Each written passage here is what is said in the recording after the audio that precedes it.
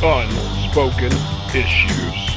It's the Unspoken Issues podcast, and we are going to be discussing Unity, all 18 parts of this magnificent event that happened in the Valiant universe. By the time this airs, there will be a nice little intro episode, so you will have a nice background of the Valiant universe and the characters we're getting ready to discuss. It's kind of like a primer for you.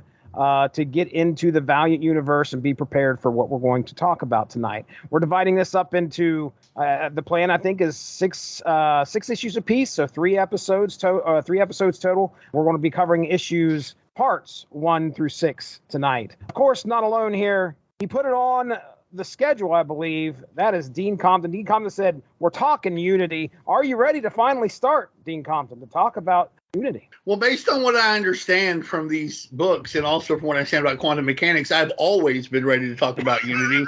I will always be ready to talk about Unity, like yesterday, now, forever, like WWE shit, right? Like you did, now, forever. We're gonna do this all the time.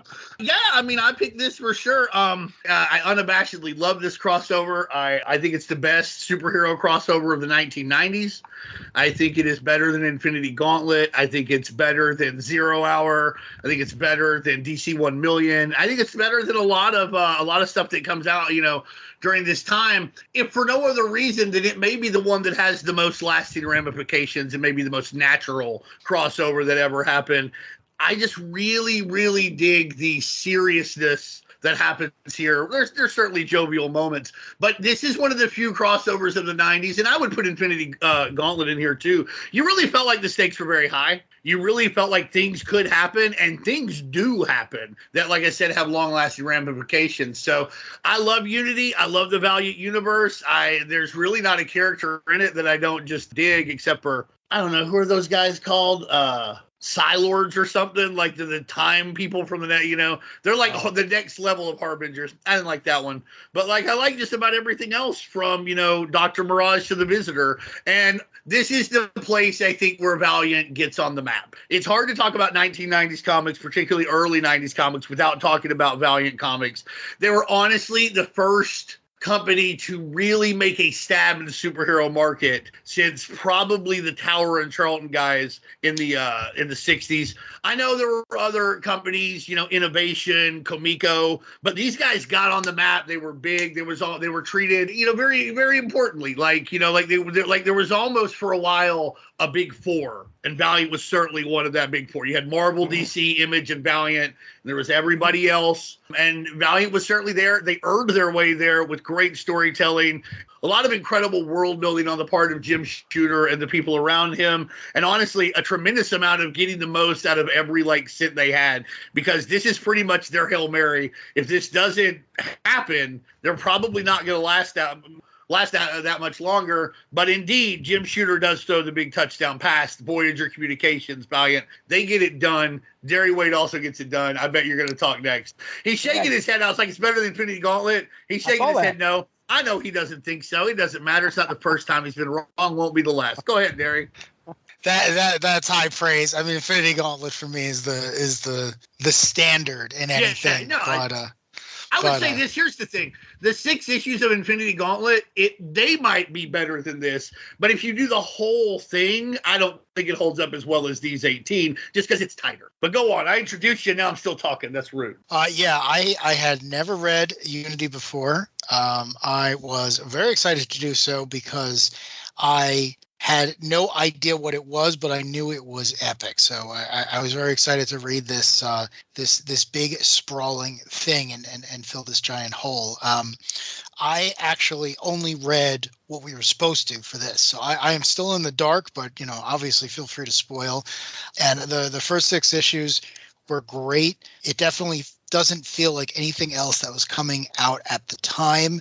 It feels more mature, but at the same time, it's got these timeless qualities. And a lot of ways, if you know the backstory, if you know who Jim Shooter is, if you appreciate his work, this definitely seems like the next step of what he was trying to do at Marvel. So certainly from that point of view, and setting it against Infinity Gauntlet, which is a huge success that happens right after or shortly after Shooter leaves there, this is almost like a parallel branch, if you will. So I enjoyed it a great deal, but I knew nothing going into it. I think some people, and I don't think this is is necessarily true, but they describe Valiant and like this universe here, like this is what the new universe should have been.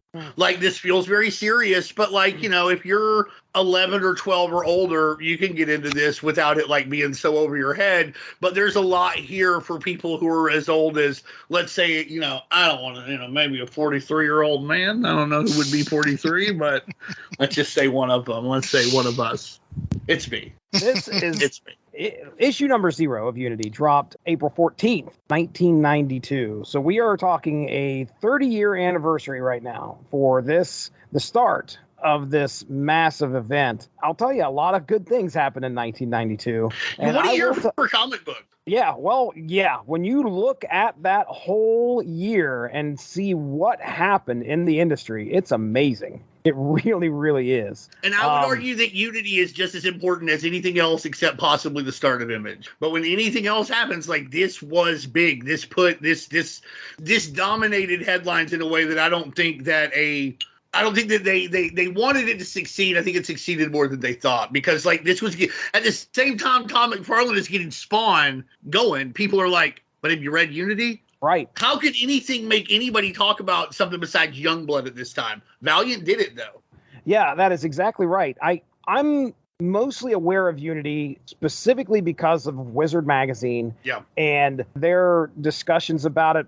But yeah, there's a lot of importance that goes along with this event, and it made headlines, just like Dina's saying there. So that's how I was aware of it. Was I seeing any of these issues? No.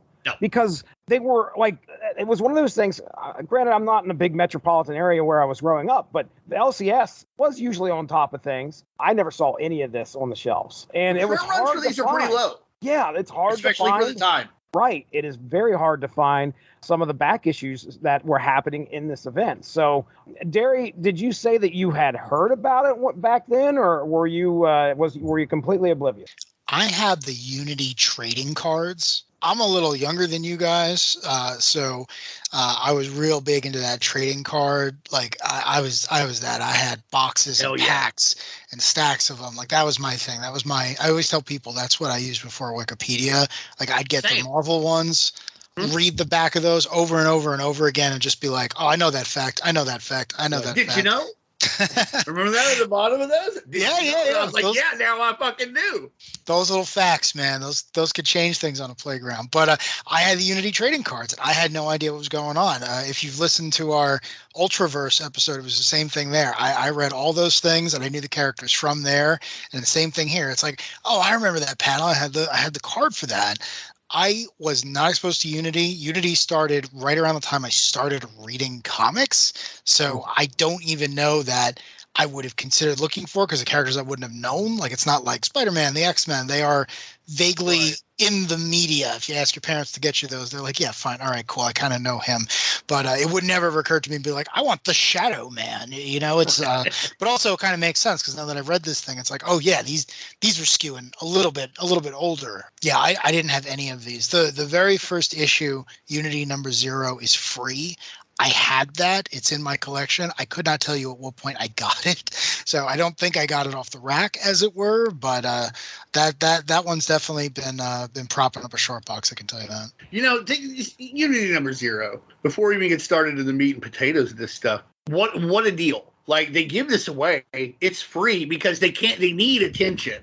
Obviously, they need people to do this. Let's get you hooked. Barry Winsor Smith art, great shooter store. We get you right to the center of this. Here's 1 million guys, and it's free. And also, and I think this might be just as important in a way, it's a 0 issue. And I don't know if it was the first 0 issue or not, but it's one of the first. It's like the first time I remember the Wizards top 10, you'd have Unity number 0 in it. You know, especially the red version. You know, the giveaway to comic book stores of the giveaway. I think that also got people's attention because this was a collector's based market at the time. This was like, a 0 issue even before a number 1. Wow. But also it's a really cool concept, and I think it's been utilized very well for the most part since then. It's done very well here, but like right off the bat, that's 2 big punches. It's a 0 issue and it's free. Yeah. And the next week, part 2 is going to be here. So you got I think these are $2 at the time, maybe $2.50. Maybe you'll come back and spin it. Maybe you won't. But what a gamble. And it obviously paid off. Like the first time I heard about Valiant, though, this is so wild. Y'all remember those Entertainment This Month, American Entertainment ads in the comics? Oh, yeah. Which in a way were also, like you're saying, the Wikipedia stuff. Like I would look at that and get what information I could because you got to get it where it is. Like, oh, it's a cable logo. What's going on with cable? I remember the first time I saw that a little thing like Dark Horse and Independence in this little section. And it had Evil Dead Army in it, which would later be Army of Darkness. But at this point, they were still like calling it that because they were having Dark Horse did the adaptation. I'm sitting here, I'm like, novelization. This is not a novel, sir. Get this right. It's very important. You don't want to let everybody down. And then one of the next ones was like Magnus, Robot Fighter. And there was like a picture of the cover, MGNVS. And I'm like, how did Marvel lose Magneto? Because I'm like, Magnus who fights robots. It's got to be Magneto, was it? Spoiler alert, not only was it not Magneto, it's a character about as old as Magneto. Oh, yeah. So that was my first exposure to Valiant. What about you, Jesse? I know, like I said, Wizard was usually my gateway into learning anything else outside of what I was picking up or seeing at the 7-Eleven or at that was where I was learning more about what was out there in the industry. I'm trying to think of like my first issue that I picked up from Valiant because I know that I saw it on the shelf. It couldn't have been much past when Unity had completed. I know I definitely had Ninjak. I was picking Ninjak up. Okay. In the back issue bins, I was able to find Bloodshot, Eternal Warrior. I got a decent run of Eternal Warrior. Archer and Armstrong, I never really picked up any of that. I didn't pick up any Rye, which I didn't understand. I would see these things. Boy, I wish I had those trading cards you're talking about because I would see Rye and I'd see Bloodshot. I'm like, how are they related? What is going on? One's Vin Diesel and one's Japanese. That's how I file them. Perfect. That's what the trading card said. Oddly prescient somehow. Strange, very strange. But yeah, I'd say probably it was most likely Wizard and maybe seeing it at the LCS and then finally just taking a chance and being like, I'm going to try this. This looks pretty cool, and just see what it was like. Did I understand what was going on? I mean, it felt very much like a different superhero universe to me. At that age, when I was reading these things, when I was reading Valiant, the thing that I was paying attention to the most was the art style. I've told you guys many a times, I'm sure. I'm an Image guy. I'm following McFarlane, Liefeld, all these guys, Eric Larson. I'm following that universe. And then I look at the art style there and compare it to what we were getting in Valiant comics. And to me, this was just me. I didn't like it. It just was stylistically, it didn't speak to me. With the exception of David Lapham, it's a lot less flashy. Right. You know what I mean? And this is where Lapham cuts his teeth, and he's already amazing. Like, he's penciled, 8 comics, and he's already knocking this shit out of the park or whatever. Right. Here. But, they did have a house style, and it was much more focused on storytelling than it was looking flashy. And, yeah, at that age, Stormwatch looks a lot cooler than Turok in a lot of ways. Right. It just does. I do have probably 3 copies of Turok #1 sitting over here. Oh man, that was hot. That was a hot comic. We were going to make $1 million. I bought that comic and I had my parents put it in a safe. No, come on, dude. To happen to that one. Me and 2 million other motherfuckers. Oh man! What's sad though is it's a good comic, and honestly, you can argue. I don't think it's even an argument. Out of all these guys, Turok's the most famous. Turok, his video games are legendary to this day. Dynasty. That's where most people know. I think despite the Bloodshot movie, I think more people know Turok. Well, yeah, wait, we got to start with that. You asked before, our first contact. I played Turok Dinosaur Hunter on the Nintendo 64 every afternoon for 3 months, and it wasn't until it was someone else's turn and I was looking at the box and I saw Acclaim Comics or so. It didn't even occur to me that this was a comic book, and everyone was like, "You're the comic guy, you don't know this nonsense?" It's like, I never heard of this guy before. And then you go to the LCS and it's like, oh yeah, Turok Dinosaur Hunter used to be Turok Son of Stone, used to be hanging out with, I don't know, Dr. Solar or whatever. So yeah, I'm with you. I played that video game before I even knew what a Valiant was. Yeah, I mean, I think that for a lot of people, that's they know. They probably, Shadow Man even had a critically acclaimed video game. I don't think it sold super well, but I believe it was, if memory serves, it was well received. I could be wrong, but I was just going to ask if anybody played the Shadow Man game. I never played the Shadow Man game. It came out on N64. I didn't have an N64. I had a PlayStation. So okay, let's go ahead. We'll get into our first issue. Unity, number 0, Chapter 1, Ends of the Earth. Written by Jim Shooter, penciled by Barry Winsor Smith, inked by Bob Layton, and colored by Janet Jackson. April 15th, 1991, a young woman is sucked into a black hole in Muskogee, Oklahoma. October 23rd, 1991, 6 months later, the same woman is now transported into the sky and falls into Chicago, Illinois. April 4th, 1992. Solar and Jeff, the Geomancer, are at the home of Erica Pierce, who has been murdered along with her husband by someone that looks just like her, and happens to look just like the woman we see in the beginning of this issue. The doppelganger also kidnapped Erica's son, Albert. Jeff is worried this is a demon that has been foretold to end everything.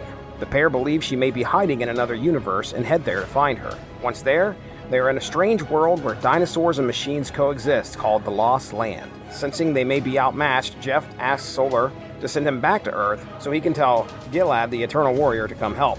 Solar detaches his hand, giving it to Jeff, allowing him the power to teleport. The hand seems to guide Jeff to recruit some of the other friends of Solar's, as well as Exo Manowar and the team of Harbinger. Before making the journey with Jeff, Gilad goes to his brother Armstrong, who is currently palling around with his friend Archer. They all head to the Lost Land, where they meet up with Solar, who is also joined by some residents of the 41st century, 4001 to be exact, Super Samurai Rai, Magnus the Robot Fighter, and another Gilad from the future. We also get a glimpse at Erica Pierce's motivation, as she is trying to set things right because she blames Solar for sending her through the black hole and ending the universe she was living in. Aware of the hero's arrival, she sends legions of followers after the team, intent on killing Solar in order to unite all of existence in her own reality. This is a perfect start to this event. We get our start of the story as Jeff, the Geomancer, and Solar try to prepare for Erica Pierce and her plan for Unity by recruiting other heroes to stop her. So our big bad in here, as covered in the synopsis, is Erica Pierce, a lady who found her, she's a little upset at Solar because her current circumstances are basically a result of something that he did. And I'm going to say in another timeline because what's happening. What basically happened was Solar, when he got his powers in the Valiant universe, he actually created a black hole and destroyed everything. That happens. So he rebuilt everything as well he could, and that's why throughout this Mother God, Erica Pierce is like, "You fucking fucked it up," and he's like, "Yeah, but I didn't really want to rebuild everything anyway. You want to. This was a mistake." You're right. Right. So apparently somehow she would, because of the black hole and everything it also created like let's call them dimensional fissures. So there's a lot of different Solars now. One of the Solars will go on to hook up with Void, which will create the Deathmate universe later on. Right, baby. But so he met a bunch of his other selves, and so like in one universe somehow that Erica Pierce hopped over to the world that like survived the black hole, hopped to the world that like let's Prime Solar, the Prime Valiant universe, where like where Erica Pierce would just like kill her husband, kill herself, and everything. She hopped over there, just killed her, took Albert. So and that'll be more later once we talked about this, people.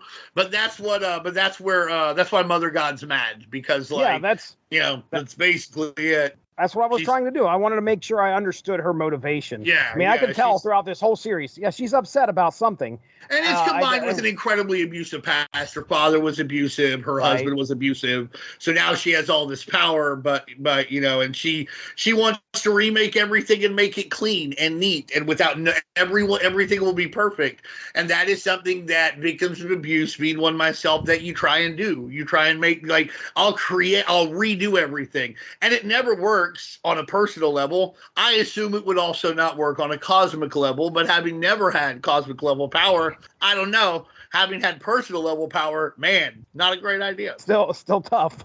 Yeah, I mean, I couldn't imagine like trying to do it on a cosmic level. Jeez. Yeah, like now if I had cosmic level power, I'd just be like, oh my god, can I just have like a bunch of Fritos? You know, like, I was like, I just want to sit here and read comics. I don't want to do anything. Listen, but like when I was younger and still dealing with some of those traumas, which she obviously has not dealt with, I'd be like, I'll remake everything and it'll be perfect for everyone. Now I'm like, oh man, what if I could just go back and talk to Jack Kirby for 20 minutes? Right.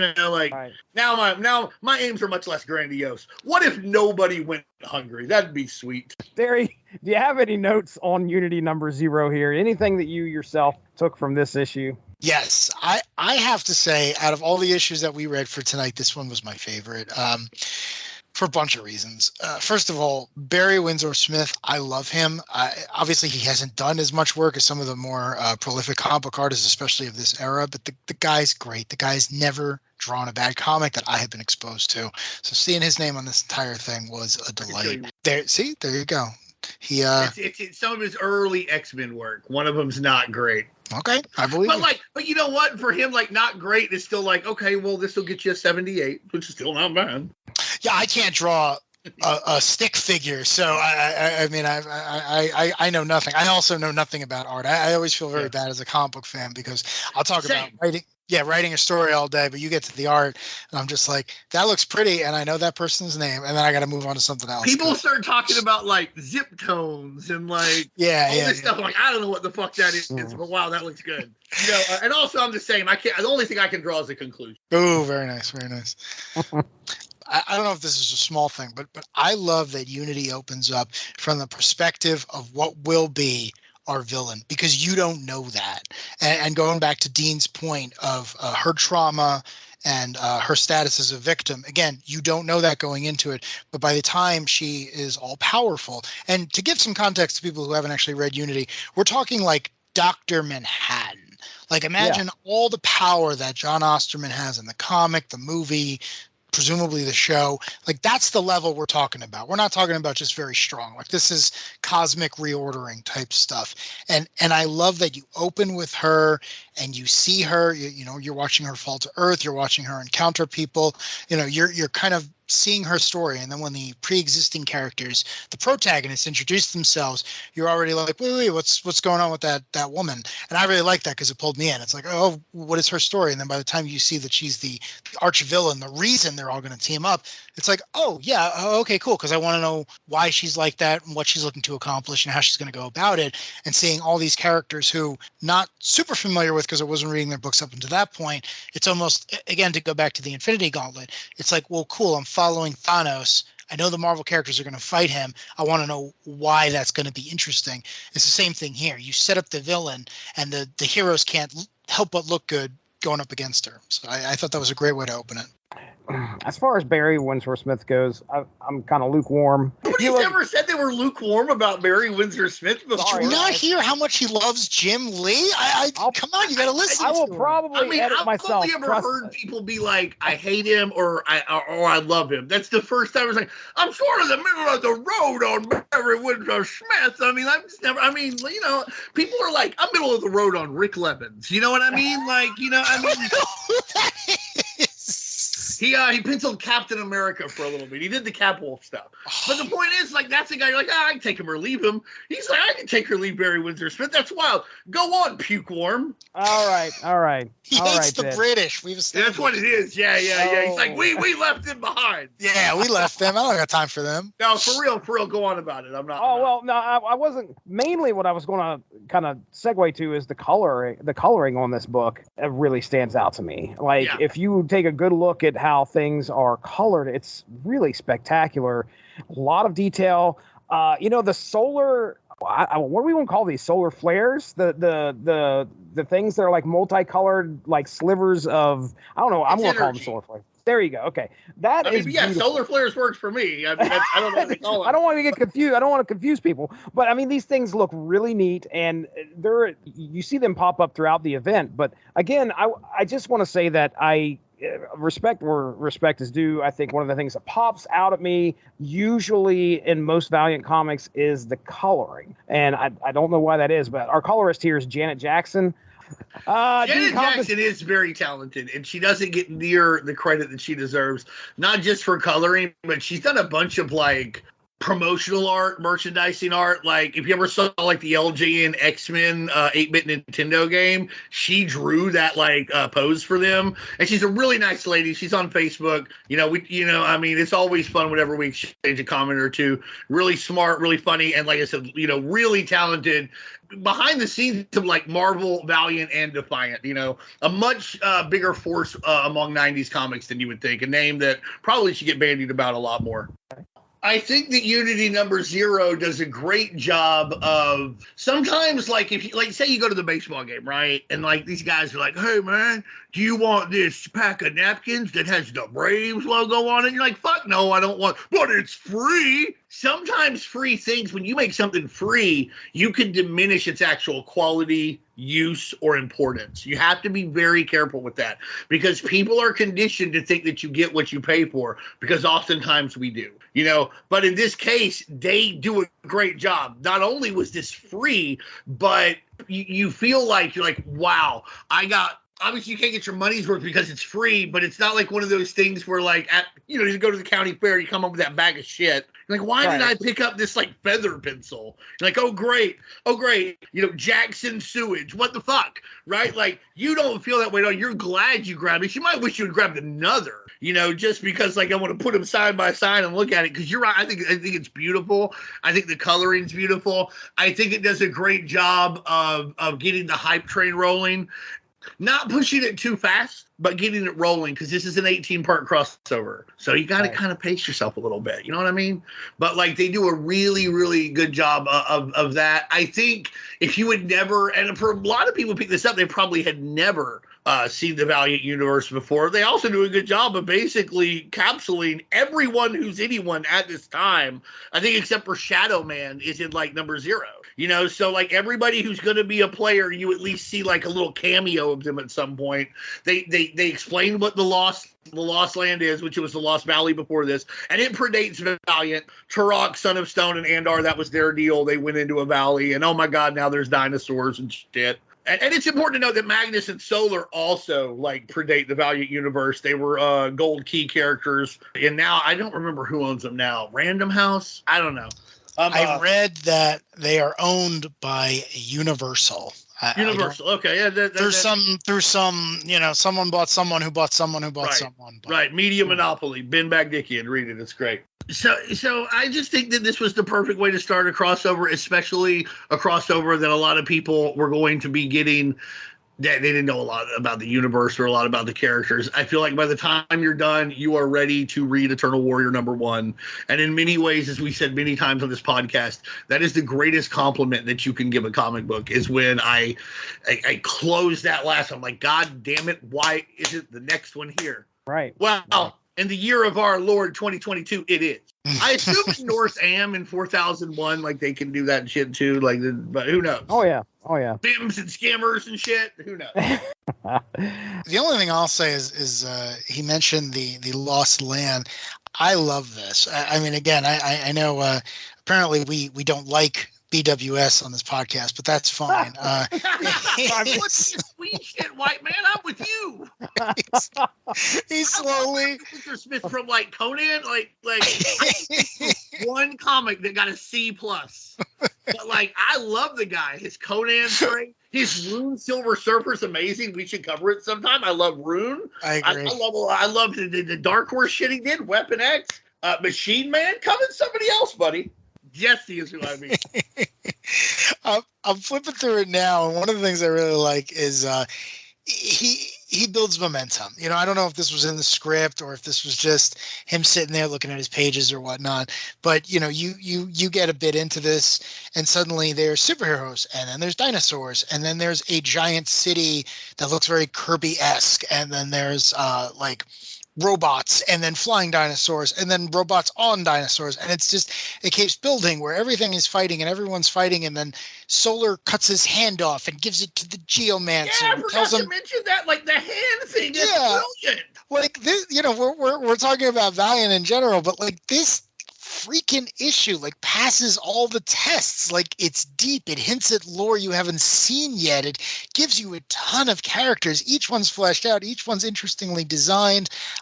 A lot happens and a lot builds on itself. So again, I'm just saying, if you were a fan of pretty much anything and someone gave this to you and said, this is free, take it home, flip through it when you have a chance. You don't even have to read this freaking thing. And you can be like, oh, I kind of want to know what happens next. Who is the bum in the cap who appears to be super strong and hanging out with that young boy? I want to know more about that. And in case I forget to mention this later, Armstrong is my favorite character in all of Valiant. New, makes sense. old, acclaim. Yeah. So, but I just thought, if nothing else, it's a well put together book. It makes you want to get the next one, and it builds on itself. This is not a boring crossover where it's going to be, two people fighting for 6 issues. It's like the stakes are high, and our characters are going to have something to do. Get the next one. This crossover is going to have kind of a Pulp Fiction feel.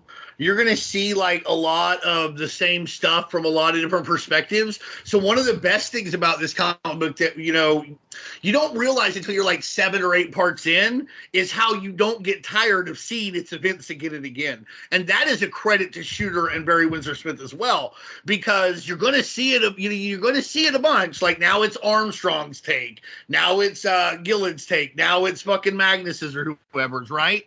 And like even Erica, I think, gets her take of this like moment per second or whatever. And like, since you're going to see it again and again, it can get old hat really quickly. Instead, I am excited when I see it again. I'm like, oh, this is how so-and-so looked at it. I would also compare it to way I've never read these books, but Emily, my beloved girlfriend, who's on here from time to time, she describes Game of Thrones like that when you're reading Game of Thrones, because every chapter is from a different point of view of a different character. And so you'll wind up seeing the same events and you'll be like, oh, wow, this time it's so-and-so. So I think I think that is underrated when you read it, that they made something that would stand up to repetitive viewing in an incredibly short time. Mm-hmm. It was almost binge-worthy before we would use that term. Because a lot of times when you binge something, you have to see a lot of the shit again. And like this time it's like, oh, cool. And then that again. No worries. And yeah, also I wanted to say, like in this part, they're like, oh, the dinosaurs are robots. Yeah. Later on, the dinosaurs are decidedly not robots, or no robots I've ever seen. But apparently Erica, Mother God's made all this. She can do anything she wants. And I think the only other thing we haven't mentioned is we keep saying time is not absolute. All times exist in the same time in Valiant, except in the Lost. And if you go there, like it's almost always the same time there, and you can enter it from any time. And this whole crossover kind of centers around that. They get that over in 0 too. 0 as well. I shouldn't mix up the numbers. They get that up and over in issue number 0 as well, which I think is also kind of I don't want to say a heady concept, but it's kind of a concept that you can lose yourself in if you're not careful. And they do a pretty good job of making it clear and making it dense without making it overtly complex, if that makes any sense. You want to talk about a concept you can lose yourself in. The very cover of Unity number 0, almost the exact center of the page, is the upskirt shot of Magnus Robot Fighter. That is distracting. Because like staring into the void there. it's there's all this color, there's all these. It's literally half an inch away from the face of, I guess that's Shadow Man. It's right there. And the way he positioned it, it's almost like, we know why you showed. But in general, I find Magnus's costume very distracting, because I'm always like, you do martial arts. Why are you wearing a skirt? Like, I know you're from the 60s, but like, why? It is a tunic? Is that what that? Okay, it's a tunic. No, I mean, it is a tunic, but my voice was just like, it looks like a skirt. That's the same fucking thing at first. I was like, why is that guy wearing a dress? Not that I cared, or whatever. Even at the time, like, I just want to know what the deal was. And I kind of get it. And like, it's important to note that costume in Magnus was created in like approximately, I don't know off the top of my head, 1964, 1965. So that looks pretty, men in the future will wear tunics that look like dresses and smash robots with karate hands. There's like a faux high Roman Empire thing going on, right? That's why his name Magnus. For sure. Like kind of done away with a little bit of it here, but yeah. Also, let's get this out of the way. And Emily wrote, speaking of Emily again, she wrote a great article about Steel Nation. the first 4 issues of Magnus Robot Fighter at the site. Everybody should read it. That they should read those issues and her take. It's great articles. But one of the things she's like, he is the Magnus Robot Fighter is the most. He is exactly what he says he is in all of the history of comic books. Magnus Robot Fighter. What does he do? He fucking kicks the shit out of robots, and we love him for it. There is no mystery here, folks. No mystery here. No mystery here. None. Just listen, you motherfuckers. Like, you better hide your shit, Ultron. I would pay for that. All right, let's get into our second part here. This is going to be Eternal Warrior number 1.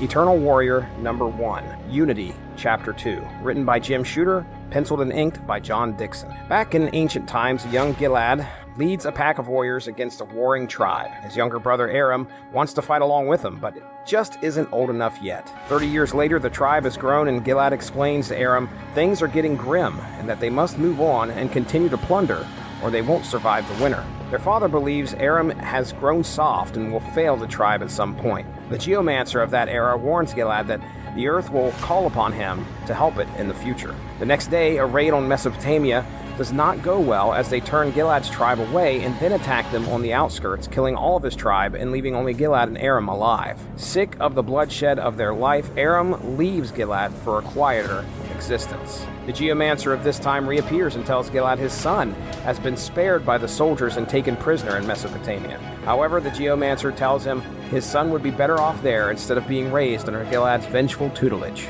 The geomancer invites Gilad to walk with him on a journey and maybe do some self-discovery along the way.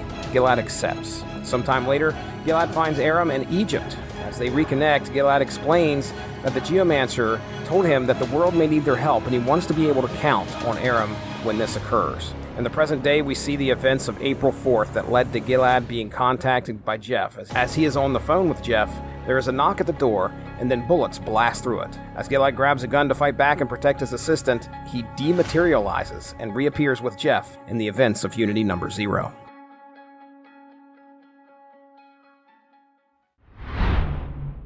And one of the things I'll just throw out here, because we get a lot that happens in regards to the past between these two brothers. And Aram Armstrong, it's good to be able to see, I mean, he gets crapped on because they keep calling him lazy, but a lot of it is he's enjoying life. And my take is that he's enjoying life, and the tribe that they're in decide to go, I think that's Mesopotamia. I think they decide to go raid. It appears to be Mesopotamia, yeah. Yeah, they decide to go.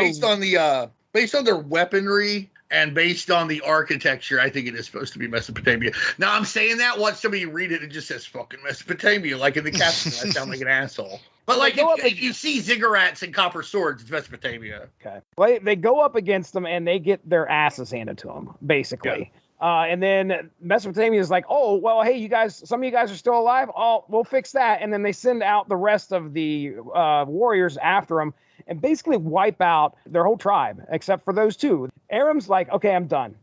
They've killed my wife. He has hit his breaking point. And you see here where Armstrong makes his decision to basically part ways with his brother because he does not want to lead that life anymore. He doesn't want to go into that warrior lifestyle. It's not for him. Go ahead.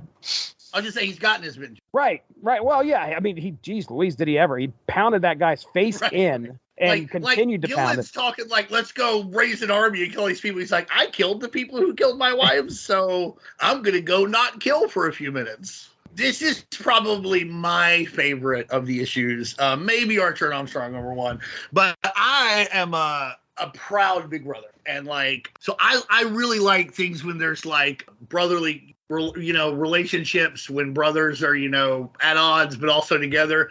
And this is a great example of that. Brothers are similar, but brothers can be very different. Like my brother, Ray, and I like, if we're planning a trip together, I'm the one who's like, we leave at this time. We go here. We do this. This is how it works. When we get there, Ray's like, here's where the party's at. Like, here's where you can find, here's what we're going to do. These are the fun things. It's a cool spot. I've already met some people. And like, because brothers can be very different. You take care of different things. These two have totally different outlooks at this point. It takes years. It literally takes like hundreds of years for like Gillen to calm down. You're the big brother. Yeah. In this story, Aram's looking up to his brother and wants to become just like him. Yeah. Did you have anything like that with your brother? Yeah, I think so. I mean, I don't want to answer for him because that sounds fucking smug as hell. Like, oh yeah, my brother always wanted to be just like me. According to my little brother and little sister, and I'll tell you what they say, and I don't try not to put too much importance on this, but we were like abused and neglected. It's a very traumatic environment growing up, and they both say that I set a really good example and made things a lot more stable for them. You know, I did honor roll, played baseball, got into comic books, you know, tried to do things and be very kind.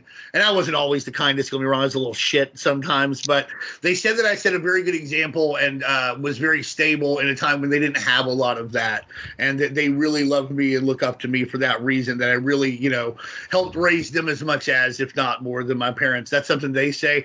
I think they're terrific people, and they'd be terrific whether I was there or not. And I don't want to take any fucking credit for the great people they've become. It's nice to hear those things. So, yeah, for me to be the big brother, I think that there was a little bit on my little sister, too. Like, my little sister, she's into all the shit I'm into, even more so than my little brother. Everything from, like, Dungeons and Dragons to Friday the 13th. You know, like, she would be on this podcast. She loves superheroes, loves playing, you know, complicated board games, etc. This is not a podcast about my life. Sorry, everyone. She loves Valiant comics. And so I do think there was some of that. I think that unlike Gillen, I give my younger siblings a lot more rope. Like, he's like, you're a fucking idiot. What's wrong with you? I'm like, you know, if he wants to be nice, let him be nice. Although remember when Aram's like, oh, I'm going to kill these kids by damming a stream and then fish will grow and eat them. You're like, what the fuck is that? Like, what are you talking about? But he is a nice guy. But that's what I really liked about this issue. Crossovers usually launch new titles. That's usually part of their, you know, event crossovers. It's part of their deal.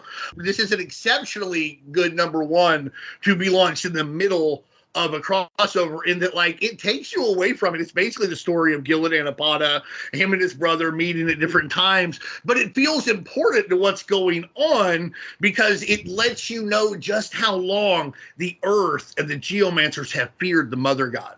Because this guy's been alive forever. His brother's been alive for fucking ever. And who knows how long they're going to live. We know he lives till 4001 AD. It just really gets over how, like, this is a scope beyond, like, physical issues. This is a time thing. This issue, in some ways, more than any other, shows, you know, time is not absolute. We've been waiting for this a long time, and however long we had to wait, it was going to get here no matter what. And again, there's really cool James Bond type stuff that happens here. He works for a solicitor doing, like, dirty work. You get to see, this is the issue where you get to see him and Aram meet up later in ancient Egypt. And I love the part where they're like, use the old tongue. You know, because, yeah, if you were alive like 57,000 years or what the fuck ever, yeah, you don't want a lot of people to know this until the very end, where he's like, now I think that's from this quote. He's like, we can live forever, but in this age of miracles, nobody believes us, which also makes a lot of sense, you know, because, like, we're all too skeptical in an age where, like, you could go to the hospital and get, like, a fucking heart transplant and things like that. Like, we would never believe that. That's too beyond us. We have all this stuff. Like, what the fuck are you talking about? So I really like the whole issue. I think it does a great job getting Eternal Warrior over. Gets a great job showing us the difference between him and his brother. Great number one to come out of a crossover. And based on what I said earlier, this would be no surprise, my favorite part is when, like, he goes to see him in Egypt, and he's like, listen, the end of the world's going to come, Aram, and I need to know that I can count on you. He's like, yeah, you fucking idiot. I'll be there for you. Don't you? I love you. And I think you're talking nonsense, but I'll be there for you. And I think my brother and I, and if you don't have a brother, you don't understand that. But my brother and I have said that to each other several times where, you know, not about the end of the world. Ray and I only fought Mother God once, and we kicked the shit out of her. We didn't meet all these people. But, like, about other things, you know, it's like, listen, I'm going to be gone. I don't want anybody asking questions about it. All right. I love you. Whatever you're going to do. You know what I mean? Like, you just kind of accept that. When your brother asks you something like that and it's deep, you do it. I really like that part. All right. Darry, what do you think, man? The number one thing that I like very much about this issue, other than Armstrong, who I mentioned I've got a fondness for, though that has more to do with the 2012 Fred Van Lenzie series from the Valiant, the second or third Valiant relaunch. I really, really like the idea of the Geomancer. So, you know, every superhero story's got their own version of the magician or the shaman or the sorcerer who brings knowledge to the hero or, you know, has that knowledge corrupted by the villain. I love the Geomancer as a concept because I love the idea of the whole world is waking up. You got a whole bunch of different sources of superpower. I made a black hole and it made him into God. You got a bunch of eternal people with no explanation. In the reboot they try to explain it. And here it's just like, no, you're both immortal. Let's see what happens. And there's a bunch of other stuff. So everything's kind of waking up. And I love the idea that there's someone going around who is just in the dark as everyone else, but they can learn and they can learn more easily. I loved seeing the Geomancer with Solar in the beginning, the guy with the little headband who's walking around with his hand. That whole thing felt incredibly like, yeah, exactly. That whole thing felt incredibly like Jimmy Olsen to me. Like if you told me that there was a Jimmy Olsen comic from the 60s where he is running around with Superman's hand and he's got to get a bunch of people to help Superman out of the Phantom Zone, I'd be like, that makes perfect totally sense, Bob. Yeah, there'd be that cover. There'd be, Oh yeah, like you shouldn't have Superman's hand, Jimmy. He's like, but I have to. It's the only way to save him. And like Green Arrow's about to shoot it or some shit. It would be like that. The big fucking type, at the bottom. It's like, why does Jimmy have Superman's hand? It's Superman of the Phantom. Yeah, oh yeah, Mort Weisinger, FTW. Yeah, seriously. But it's good because half the time you meet a Geomancer, it's not like Doctor Strange who shows up, who has all the knowledge, who's kind of cryptic about it, who's like, oh, we got to save the world. We keep talking about Infinity Gauntlet, but even in that story, he's who the characters go to, and he's like, oh, yeah, man, we might have to sacrifice half of everything to save everything else. And here the Geomancer is like, I have no idea what's going on either, but the world is talking to me. It's speaking to me. I think there might be, I won't say a plan, but there might be a way to get through that. And I love that. I thought that was such a good storytelling technique because, in comics, you can get a lot of information across with the visuals, but every once in a while, it's nice for someone to show up and go, I have no idea why, but I think we should go in that direction. It's like, great, move it there. And then you get another cool splash. So the Geomancers is one of those concepts where I don't think it's a holdover from Gold Key. I don't know if it's a Shooter creation or a Valiant, but it continues all the way through. And it's one of those things where I'm always like, that's a good idea. I really like that. As for the comic itself, again, it blows my mind that it's like this thing was on the shelf with some very, very popular books.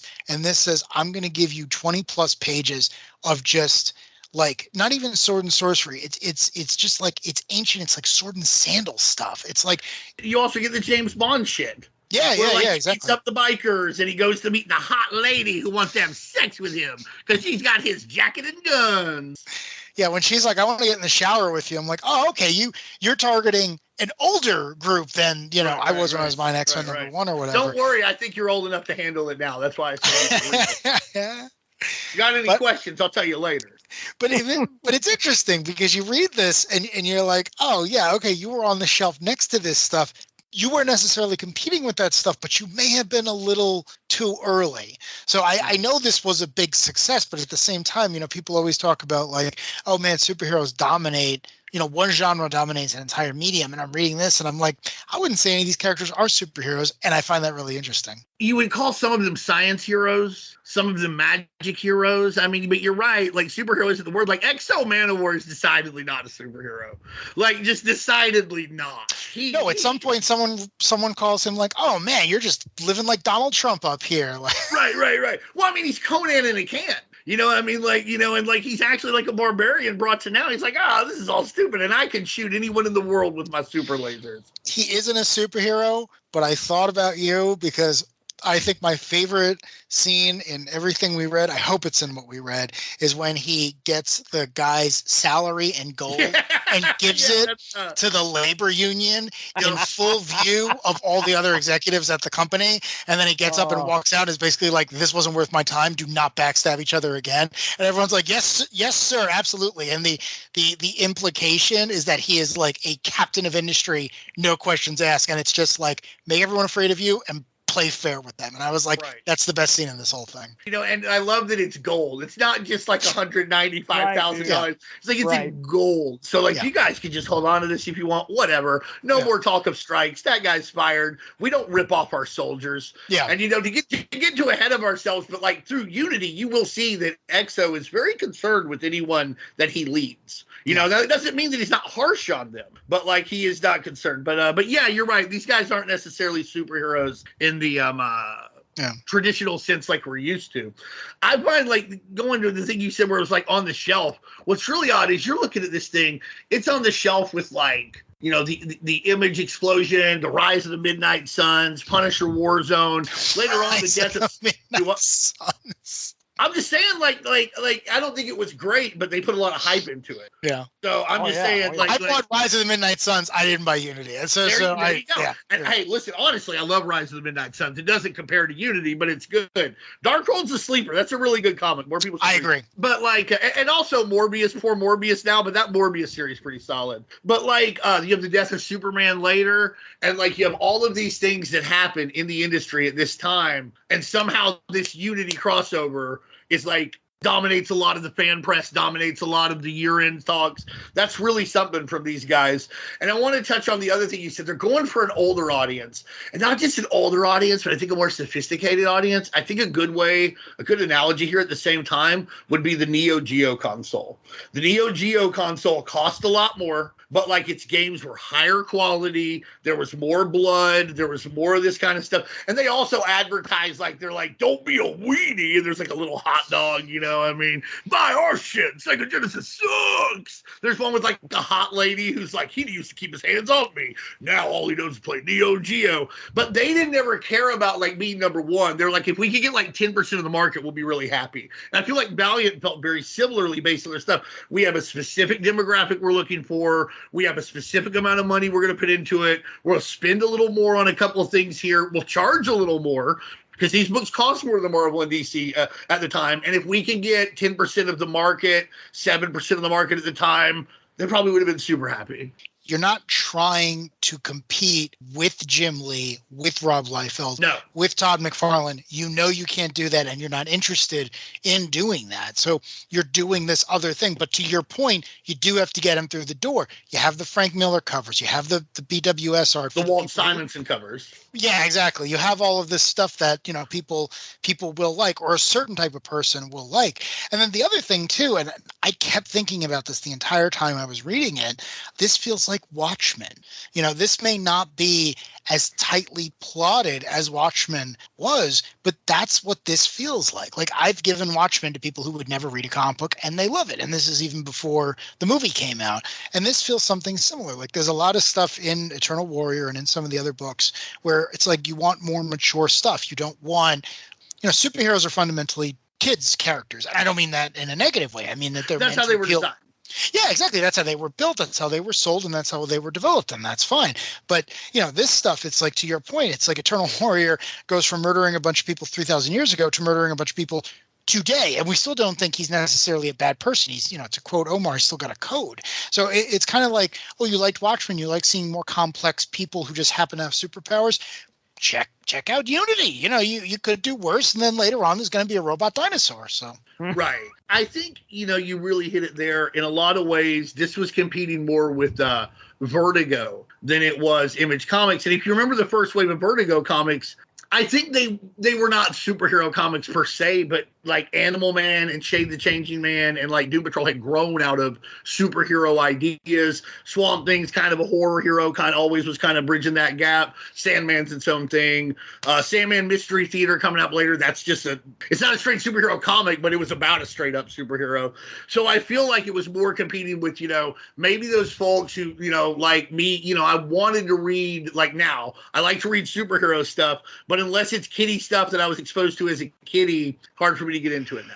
You know, so I think that's what this was for. I think it was like, let's get some of these people who still want superhero stuff. They'll grab Sandman and Solo. Mm-hmm. Yeah. But Eternal Warrior #1, fucking great. And don't forget the part where he kills that giant. With a, what was it? Is it it's a bear claw? Because they worship the leopard spirit. That's right. I remember them talking about that. And everything. Also, he messes him up. If you'll notice, like in like Unity 0 and now here and then later, like, man, they talk weird about ladies. Let's be honest. Like in Unity 0, Erica Pierce shows up and the guy's like, "You're looking good, baby." Like she just teleports on the street. Like this guy shouldn't like die. Of like, you know, like fucking because he's scared and has a heart attack that bad. Instead, he's like, "Oh, I better sexually assault this lady." Yeah, and right. then in Eternal Warrior #1 on like the first page, it's like, "Hey, Dad, I'm 11 years old. We beat a tribe. When do I get a girl?" So there's other stuff that happens in this too, where you're like, "What the fuck?" Yeah, dude. Let's jump into Archer and Armstrong #1. Which, let's do it. I looked up on Mike's Amazing World of Comics. There was an Archer and Armstrong number 0, which dropped, I think, right before Unity number 0 its dropped. last page is like literally the first page of them like held up by that cold. Okay, all right. Like that's where it ends. Like, you know, right there. He's like, Armstrong being funny. The Jay and Silent Bob of the universe, Archer and Armstrong. I was gonna say that you took the words right out of my mouth. Thank you. Great. Yeah, I stole them with my mental powers and Sting over here. So Archer and Armstrong number 1. Archer and Armstrong number 1, Unity, Chapter 3. Story and script by Jim Shooter. Story and drawings by Barry Winsor Smith. Story and inking by Bob Layton and Maurice Fontenot on coloring. Archer and Armstrong are taken to the Lost Land with Gilad. As they join the others, they are immediately in the throes of battle and they head for cover in the forest. There they are found by a man with the title of Section Prelate Reg, who wants some answers as to who they are. When Archer explains who he is, the prelate bows, as he has been a devout follower of the great philosopher that Archer becomes. However, this younger version of Archer has not grown into that role just yet. The prelate decides to take both Archer and Armstrong captive. Reg explains the ruler of the Lost Land, Erica Pierce, aims to wipe away all realities except for that one and start anew. Outside, Armstrong looks to make a possible escape by purposely getting covered in dinosaur droppings. Meanwhile, Archer is still in the compound with Reg, where Reg is trying to learn wisdom from him, but when things get out of hand, Reg looks to have Archer executed. Finally free, Armstrong discovers a swanky bar where he finds Erica's son, Prince Albert, who Armstrong learns actually hates his mother. Sensing an opportunity, Armstrong makes an alliance with Albert to rescue Archer in exchange for killing Erica. Soon, Albert leads the pair down a long corridor to an observation room that looks down on Erica and gives Archer a gun, telling Archer to take the shot and kill her. This may also be my favorite book of the 6, just because of the humor involved. Most of what we're getting here is super serious. Oh my gosh, we got to stop Unity. Holy crap. We've got to do what is going to happen next, whatever it is. We've got to be prepared. Holy crap, what's going to happen next? As it turns out, holy crap. as a matter of fact, but the humor in this book it's a great addition to all the flavors that we're getting throughout this event. I love Archer and Armstrong. I love them. I like I said before, I was exposed to them when Valiant was relaunched and rebooted in 2012. I think the company still exists today. I'm not 100% sure, but I love them. The idea of an immortal. Not quite dead yet. Not quite dead yet. Good. All right. You heard it here. But the idea of an immortal who's just going through all of civilization, drinking, having fun, not really caring about the repercussions and seeing where life is going to take him, I think is very interesting because he ends up being as influential as his brother, the Eternal Warrior, who is constantly seeking out these giant conflicts, thinking that the world is going to end. I mean, as far as we can tell, they've had an equal influence on the world. One was drinking and running from things, and the other one was running toward, I won't even say danger, but toward the fight, right? So I love that because it doesn't say one's right, one's wrong, and it says, these are two people with similar backgrounds pursuing different goals and pursuing the same goal in similar ways, which is to see what comes next. But my favorite part about this issue is the Lex Luthor looking guy, the almost bald guy, clad. The prelate? In purple and green, he meets his Messiah, right? He meets his ideological God. And he says, oh, yeah, no, I know that time is a flat circle. So I know that me meeting you now means you may not have had all of your great accomplishments. And then he proceeds to quiz him on stuff and then decide later on, no, I still need to kill you. And Archer's like, wait, I need to go through and have all those quests. And it's like, no, some other version of you must have done that. That's fine. I won't really worry about it. And I thought it was great because I've always read Archer as this indictment of not even organized religion, but organized dogma, right? Like his parents were very zealous, overzealous and crazy. And Archer himself is a master in a variety of disciplines, but he doesn't want any of that. He wants to follow Armstrong around and, again, see what's going to happen next. So I love this comic. I love the type of thing where everyone's in mortal danger, but they've kind of been here before and they think, yeah, we're probably going to make it to the next one, so I'm not going to really lose a lot of sleep. But if you gave me all of Valiant, I would just be like, please, can I have Archer and Armstrong? I will write them for 50 issues, no questions asked. Another pairing, Quantum and Woody. Is that good too? I mean, have you read any of that? It's amazing. Somehow Archer and Armstrong are only the second best duo in the history of Valiant Comics. Quantum and Woody are decidedly the best. They're incredibly fun and funny comic books. Okay, all right. I agree. I second that. Yeah, Quantum. They're arguably the best books Valiant ever put out. I agree with that as well. and almost certainly the best books that Valiant ever put out that Jim Shooter wasn't involved with. Oh, yeah. No kidding. All right. Well, Quantum and Woody was written by Christopher Priest, who I'm just a huge fan up and down of. I really don't think that guy has written too many bad comics in his very long and very illustrious career. But yeah, to your point, Quantum and Woody came years later. I think after they had been bought by Acclaim. I'm not 100% sure on that. Very different duo, but so similar in tone that when Valiant was relaunched in 2012, they actually had a miniseries where the four of them kind of mess around with each other. Oh, nice. It was called The Delinquents. I bought each issue on the stands. It is hilarious. They end up fighting a fictional version, or very thinly veiled fictional version of the company Monsanto or Monsanto or whatever it is. The goddamn Roundup scumbag. Yeah, the Roundup people. Their version is spelled only slightly differently. So I don't remember which is which, but it's great. And the four of them get together and they're like, oh man, we should have been doing this all along. And it's one of those things where I can't believe it's like the first time Luke Cage was put with Iron Fist and then it goes on for 100 issues. It's like, I wish that book were still coming out today with the four of them just messing around with whatever happens to be in the headlines. Okay, I've veered things off here. Dean, what do you got here, man, for Archer and Armstrong #1? Well, Barry Winsor Smith, writes and draws this one. And you can tell that it's a very funny book, but it's got that British sensibility of humor. Not like too bad or anything, but it's just so like straightforward. Like Armstrong's a drunk and he loves it. You know what I mean? Like, and that's a lot of characters on like Britcoms that are like that.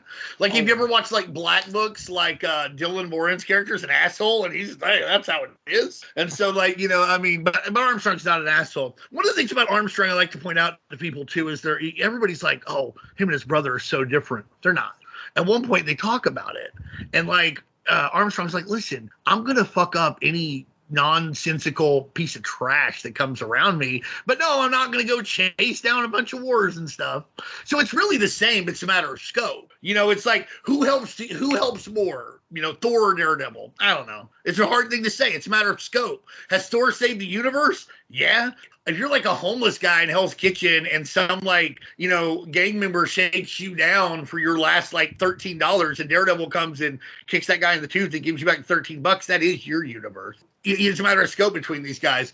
Hilarious book. You can't get enough of Armstrong complaining about being hurt. He's like, he punches a thing, he gets burned. He's like, this sucks. He gets shot in the stomach. This sucks. He hits the robot like that he cons Albert into thinking is talking bad about him so that he can befriend him. Hits his knuckle. He's like, my fucking knuckle. You brought up Luke Cage earlier. Luke Cage does this too.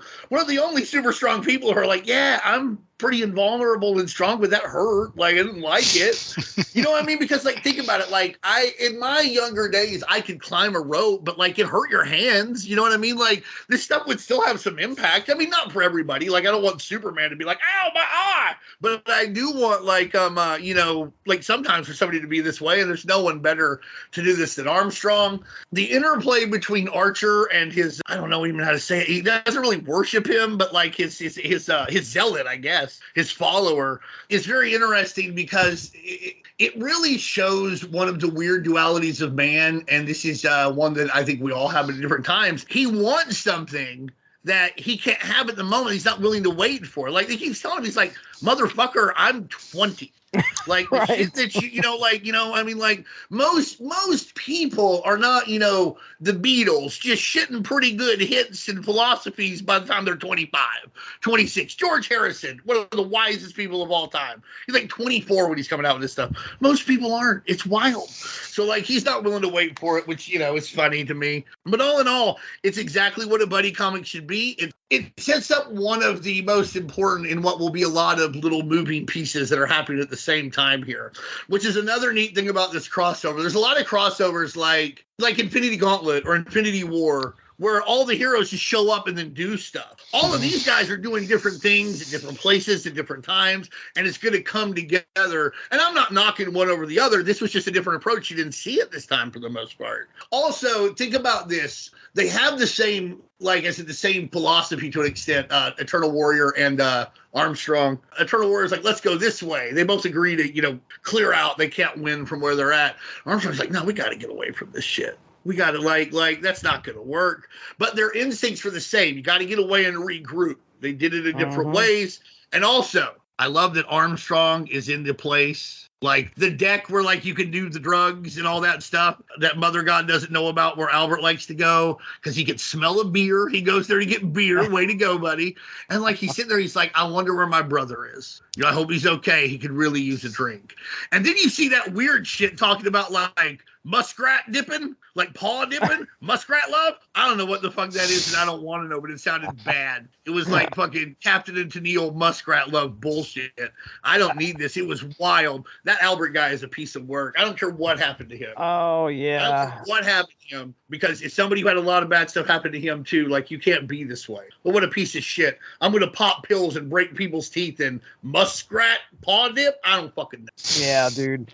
The future slang. You mentioned this. You have this in your notes. The future slang rules. Yeah. So, scammers is like now skimmers, and like bims for bimbos. And they're like, look at those bims on him. Squeezins. Ha ha ha. And like, I think at one point they actually like just truncate words. Like you were talking about, like suspect is now sus. They do that a couple times. I just really thought it was great that they were trying to get across that. And it's not just future slang. This is the lost world. People have been coming into this from all over.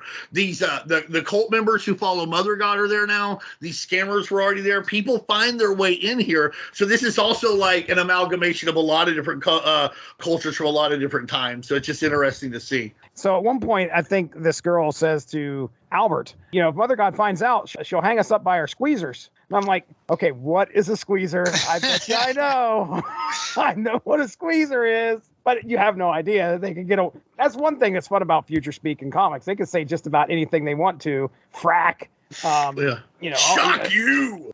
You mentioned about how things are moving along outside, and they make sure to address that. Like every once in a while, you'll just get one panel of like the battle that's been going on while these guys are doing other things, right. Which is great. It keeps you, number one, it isn't much that they have to do to just let you know, okay, this is where we're at in the story. And then you guys can go back to your story that you've been reading right now. The other thing is the best moment in this book, and there's quite a few of them. Armstrong getting crapped on by a pterosaur and using that as an escape plan. Oh, yeah, real clever. That's all I have. Anybody else have anything before we move on to Magnus? Yeah, there's something that we were talking about before that I kept thinking about. It's this idea of Armstrong didn't just drink and philander his way through the last couple of millennia. He also pursued like artistic pursuits. Every single time that a song took him, he followed that song. He's like, I'm going to survive any nonsense you throw at me. So I'm going to see where this goes. And, there's the argument to be made. It's like, who had a bigger impact on history? The Eternal Warrior, the guy who went and fought the war, or Armstrong, the guy who wrote the poem about the war that we still tell ourselves? Which is more important, the violent act that killed the king or the story about that? And again, that's one of the reasons I really like Armstrong, is it's hard to argue that he didn't have just as big an impact on history as his brother, who probably saved people and killed people and did a lot of Batman-esque crap in time periods you and I can't even name. And not that he was looking for glory. He was looking for purpose, but Armstrong found his and looking at the world and saying, well, I want to make sure I express the emotion of the time. So again, I thought it was one of those things where I really appreciate Armstrong as a character. Whenever I start thinking about this book, I think more stories could use a character like that, almost like a bard, to wander around the background, to know they're going to be immortal, to know they're going to survive to the next era. You know, you need someone in the background of the Legion of Superheroes headquarters, a little tipsy, saying, no, I knew Superman. He was kind of stuck up, but his clothes were always well ironed. Some nonsense like that to add color to the story. That's Sunboy's job. That I know nothing about the Legion. I pick on them because I figure if I say some nonsense about them, it's probably true.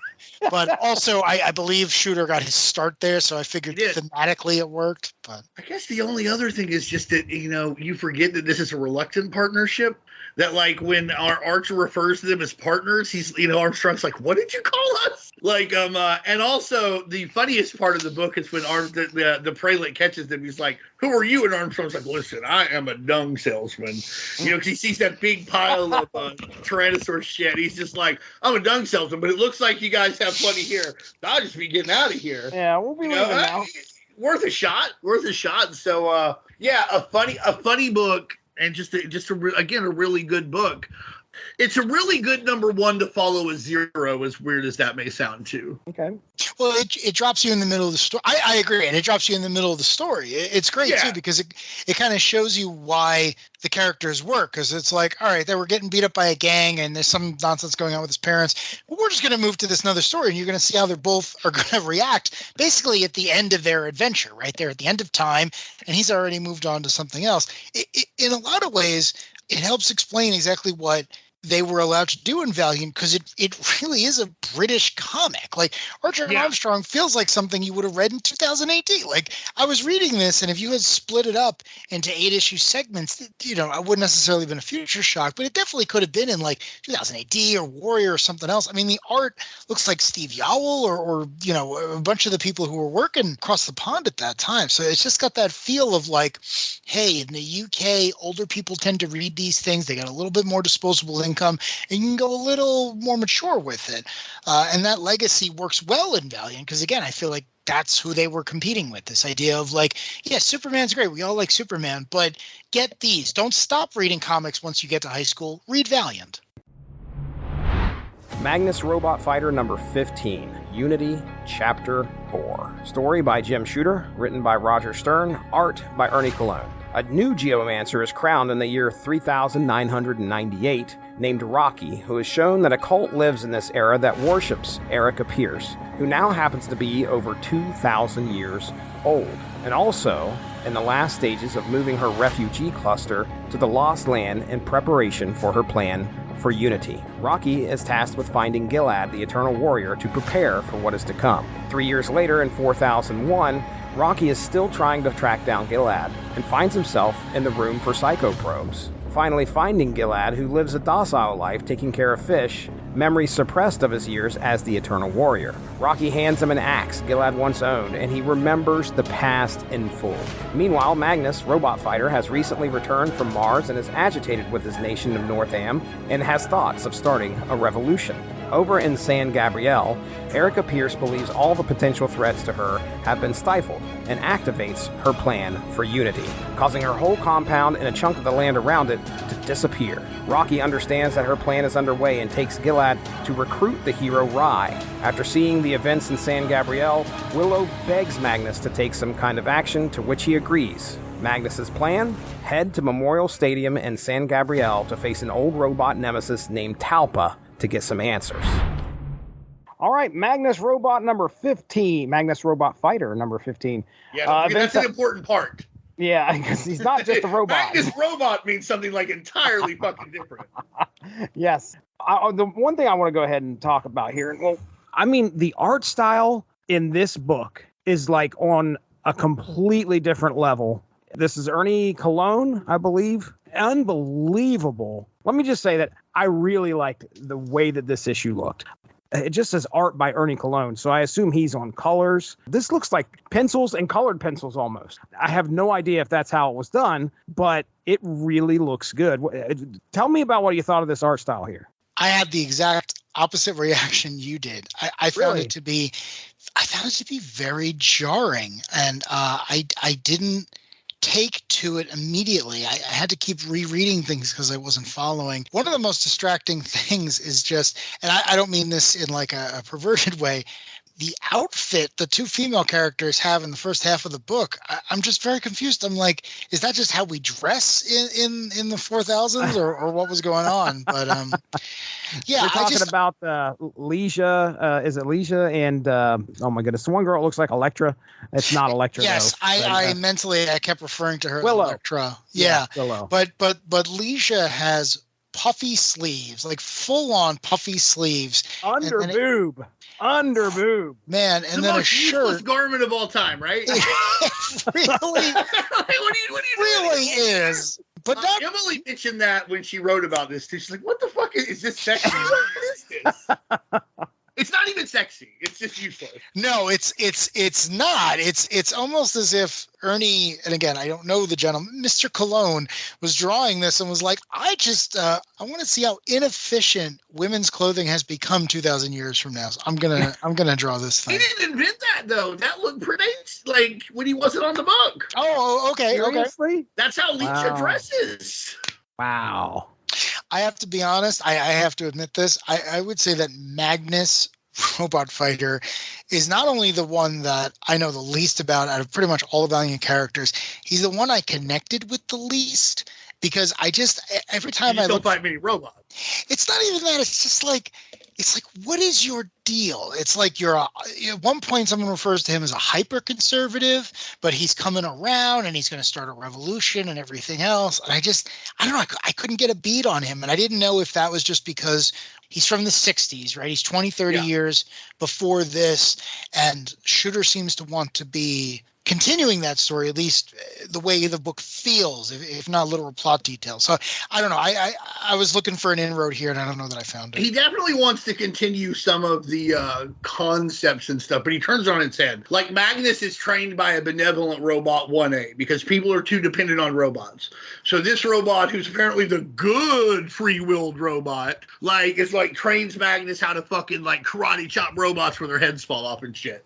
But it turns out that the free in the Valiant stuff, so Magnus works for the state and he's really cool, just giving the fucking power bomb to robots, just destroying them. This is great. But then he talks to one before he kills it. They're like, "Why are you going to kill me?" He's like, he goes, "They just want to kill us because we're free will." And it turns out Magnus learns that these robots have gained sentience and they're tired of being used as slaves. And he's like, "Fuck you, government! You misused me." That's the basis of the Steel Nation story, the first few issues of Magnus Robot Fighter. So he gets discredited by the state, becomes an enemy of the state. Then he does some cool stuff for the state. So we're not a traitor anymore. You're pardoned, but you're also not going to get the cool perks you used to have.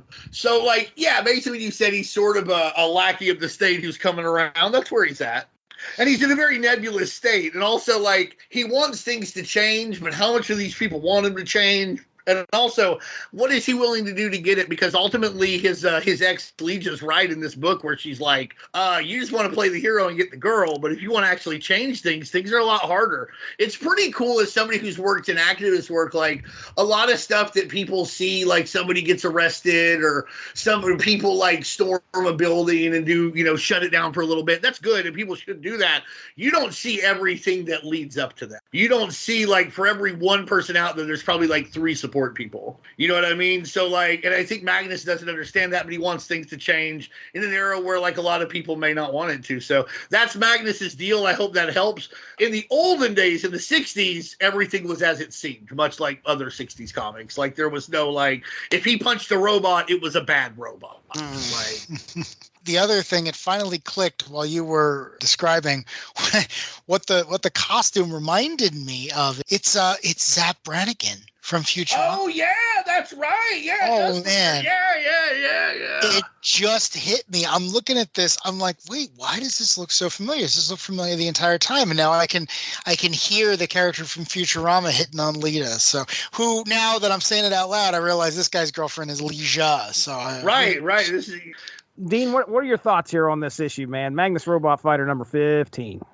what a way to get over the legacy of the Geomancer. We've seen like 4 now in this issue with this issue, because you've seen Jeff, we've seen the gentleman who talked to the Eternal Warrior way back in the day, the lady, I can't remember her name, I'm very sorry. She's the Geomancer now, and she's going to pass it on to this guy, and they walk the earth, and I love that. It's like Jules in Pulp Fiction, like, I'm just going to walk the earth, and they just walk the earth and let the earth tell you its stories.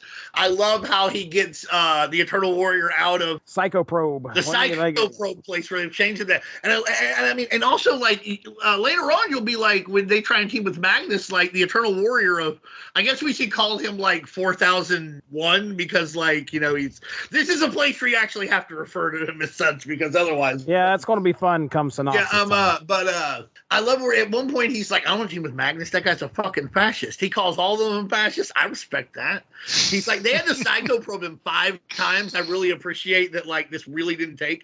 That's another thing that Magnus doesn't like at this point in his life. He's like, these Psycho Probes are dumb. I love Magnus Robot Fighter. I loved him so much just when I heard the name. Sometimes you hear the name and you're like, that's all I need to know. Magnus Robot Fighter. I know what he does and I like it, immediately. So it's a great issue. I think I love Ernie Colon here. It's a decided departure from any of the other art you'll see, and I really like it. It gives it almost it's almost more of a storybook feel in a way, and I mean that in a good way, which really works for the Geomancer conversations, them walking the earth. You get to see Magnus make a really great turn where he's basically feeling sorry for himself, and then his new girlfriend, who I don't think he really wants to be around or like at all or anything, she's like, listen, you don't be a fucking jerk, even if the state doesn't want you to do things, you can still do things. And when the cult disappears, when Erica takes her whole like compound to the Lost Land, he goes to investigate. I really like it. He finds a way to get it done. He shows up instantly,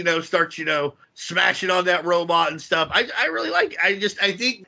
I think these are weird parts of crossovers, because here things have got to advance also without moving too much.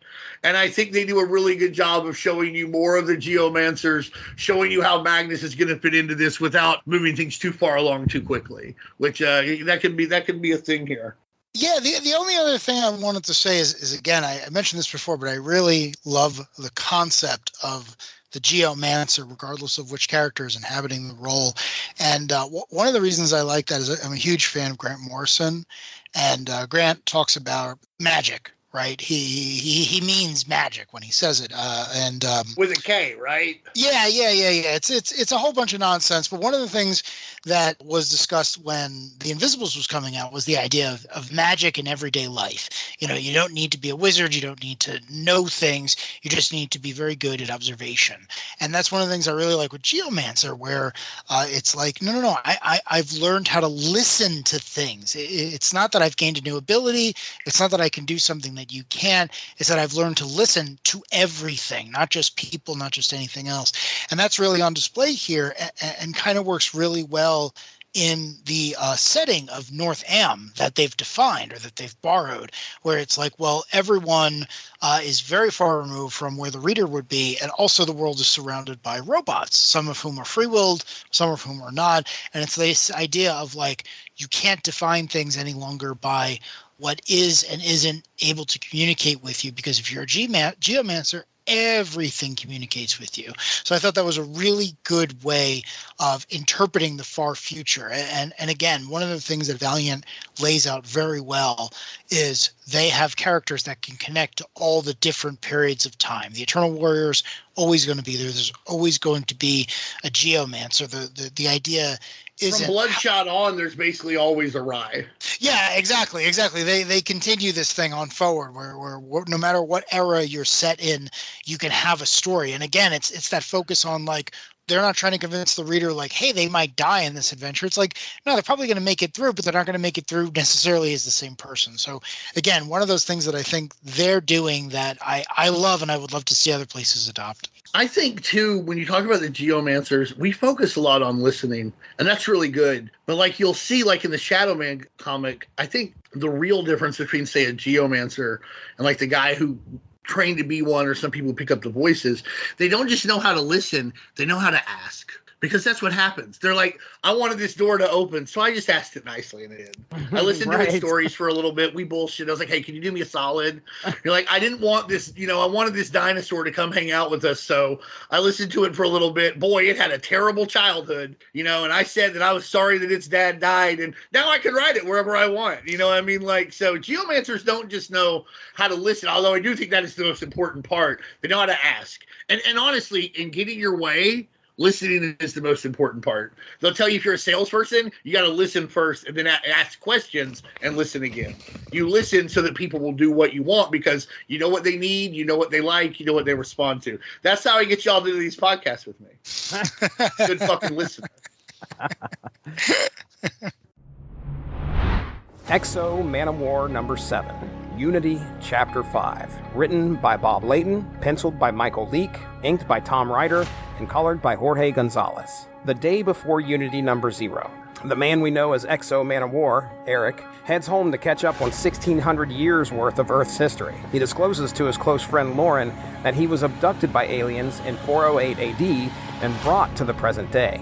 In Allentown at Eagle Steel, an employee of Orb Industries named Ken Clarkson looks to rid himself of the strange mechanical arm he was given by Eric, but his arm has different intentions. After promising to not be deceitful, Eric assures him he will remove the arm once he proves he can be trusted. After a rough board meeting among labor and executives, the Harbinger team and the Geomancer appear, asking Eric for his help. He does not know what to make of them, but his suit trusts them, and so he goes along. Shortly after arriving, the group is attacked by robots and pterodactyls. Solar tells Eric to hold them off. During the battle, Eric is trying to understand the enemies he is facing, but luckily has some help from his armor to figure out what ways to defeat them. Unfortunately, some combined blasts by his enemies cause him to go into freefall, falling into a building and 4 floors down into a prison. Horrified, Eric watches a ruthless group of warriors called Scammers feed some slaves to some bionic dinosaurs. Leaping into action, Eric makes quick work of the guards but finds a tougher challenge in the Bionosaurs. However, the good skin, Exo's armor, comes through as he brutally kills the dinosaurs as well. Saving the slaves, Eric now exclaims they serve him, and he leads them out of the prison but intends on making the Scammers his soldiers. Dean, let's go with you here first, buddy. Exo Man of War number 7. What are your thoughts? Well, again, we've got this, like, the lady stuff where, like, the lady comes to see him in his fucking, like, incredible, like, house. And he tells her his whole story. He's captured by spider aliens, and now he's got, like, an armor that they used. And she's like, okay, I guess you won't tell me the truth. Guess I'll squeeze it out of you. Which way to the bedroom? You're like, what the fuck? Like, like, why does every lady talk like this? Not every lady, but a lot of them. Anyhow, I love Exo Man of War. I love the concept of it. I love the way the armor looks. I love everything about it. I don't think it ever looks better than when, like, Joe Quesada drew it on the cover of, like, Exo Man of War number 0. So I think it's it just hits every button for me. I really love that, like, this is a guy out of time who has, like, the most advanced weapon in the world, and he's starting to figure out that, like, the civilization of our time is almost as savage as, like, the stuff he did. And again, this is one of the things I really love about Unity. When he shows up in the future, the Lost Land, when he's like, I should, like, make a kingdom here. He's not interested at all. Like, he's not interested in fighting Mother God or whatever. But, like, he's more interested in consolidating his power. Like, back on Earth, he's taken up the corporation that the spider aliens used to own. Like, he owns it now. He killed them all and he took it over. And like that's what he does. When he gets there, he's like, I should build an army. Also, he shoots a bunch of dinosaurs. That's really cool. And he lets us know about like his stances on slavery, which are more complicated than I would care for someone to have. But also for a guy from the time he saw him, a fucking Aryan Visigoth or whatever, it makes sense. And I also love how like, when they meet, he's like, let's go fight. When all the heroes meet, it's a good fight. And the Turtle Warrior's like, there are no fights. And if there's anybody who knows, it's this guy who's done nothing but fight for like 20,000 years or what the fuck ever. It's a really good issue. I like the stuff that happens on Earth, like we mentioned earlier, the union negotiations where he just gives them the gold. I like his relationship with Ken, his assistant. Ken worked with the spider aliens to like get rid of him. It didn't work. So he took his arm off and replaced it, with an arm that'll keep an eye on him. And for him, this is what I got to do, but I'll free you one day. And then like when he sees the he's like, slavery, well, that's one thing, but you can't just feed them to dinosaurs. That's terrible. But then when he rescues these people, he's like, I'm your master now. Yep. So like, I don't know. It's complicated views on slavery, but again, it seems like something this guy, he would do. There is not an uninteresting page in this book. I have to say that as well. Well drawn, well paced. If you wanted to see a dinosaur get shot in every possible way, from cleaved in half with a laser to just like a big fucking missile coming out of its eye, I have to tell you, this part of Unity is for you. And that's probably about it for me. I just really love Exo Manowar, the concept and everything. And it's one of the reboots in the 2012 Valiant that I really liked. I read it start to finish, and it was very, very good. They really got that concept down. This is a guy who understands power and fighting, and in some ways that makes him ready for our time, and in some ways that makes him not at all ready for our time. This may be the first Exo Man of War comic that I ever read, so I didn't know much about the character other than obviously I've seen the character elsewhere. I knew he wore armor, and by golly, that armor was pretty powerful. But this comic gets across just how powerful he is. He is not really one to mess with. That armor is, what does he call it? The good skin? Is that what it's called? Yeah. It is off the chain. But that is actually what the Man of War is what that armor is. There's different levels that the spider aliens have made. Like there's Exo Commando, Exo Man of War. I think there's another one I'm not thinking of right now. Okay. So all that stuff I didn't know. I just know we get into this thing. That's why I'm here, baby. I know it. He's ripping a tail off of a dinosaur. He grabs and complaining that it's not sturdy. It's just, this is kind of what I came to the dance for. I wanted to see some stuff get blown up. We got some really powerful characters laying things down here. But yeah, he is a very interesting character. This guy who's out of time and has definitely a different set of way of viewing things that we're used to. An interesting character, and not afraid to fight and not afraid to throw down and use his good skin to his advantage. And then, just like you said, he frees him. He's like, everybody come with me. You're going to serve me now. So, I really enjoyed this. Darry, what are you thinking here, man? The first thing that jumped out at me, this was the first Exo Manowar comic I had read, was how unlike Captain America he is, because he is a man out of time and he is a soldier by trade. But he gets to the modern era and he's like, no, everything's pretty much the same and I'm going to act the same. And, he doesn't worry too much about the rule of law so much as he does the relationships he forms. Like, again, his number one goal is, well, do I have the support of the people who I have placed in my care? Right. Yes. Well, then everything else is going to work itself out. I'm not really too concerned with that. So I kind of like that because it's almost, there was an interview where they talked about the origins of the character, and I guess it was half Iron Man, half Punisher. Like, it was this person who had resources and power and strength and a suit of armor, but also a comfort level with violence. And Eric here clearly does. This is. I always heard Conan in a can. Oh, even better. Yeah. Even better. I think there's a lot of overlap with. But yeah, for sure. Iron Man, Punisher, Conan. If you put those three together, that is what's going on here. Yeah, exactly. But also, distinct from them. The slightest bit of Booster Gold. Just a tad. Mostly the money stuff. He likes luxury. That's really.